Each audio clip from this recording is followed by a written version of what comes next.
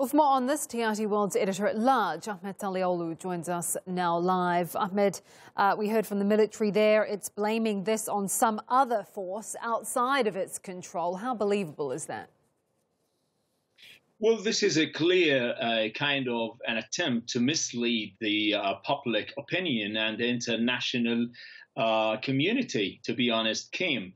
Because, first of all, according to lots of eyewitnesses and media reports coming out from Khartoum, the operation was a deliberate choice of the Transitional Military Council, and it was in cooperation with the Rapid Support Forces.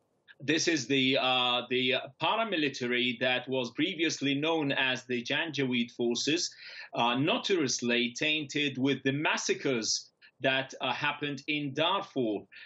They've been known for the killing of lots of civilians in lots of civil war zones in Sudan. Now, the problem is this: the leader, Hamidti, the leader of these forces, said on record that there will be zero tolerance to the protesters who, by the way, he mocked them because they're asking them to go back to their military barracks. So they're following the playbook of other military establishments in the region, and they know that there will be no whatsoever consequences to their killing. This happened before in Egypt. It is still happening in Syria and in Libya. And so why not to do it in Sudan? The Transitional Military Council has now said that it wants to speak with protesters, which is completely opposite of what it was saying a day ago. It's believed this is because Saudi has called for that at the request of the US. But who could really intervene from the international community, do you think? Look, Kim, Abdel Fattah Burhan, the president of the Transitional Military Council, was warmly received in 3 Arab countries. And these countries are Saudi Arabia, the United Arab Emirates, and Egypt. And by the way, on social media, he's been made a laughing stock because he gave the military salute to Egypt's General Abdel Fattah al-Sisi.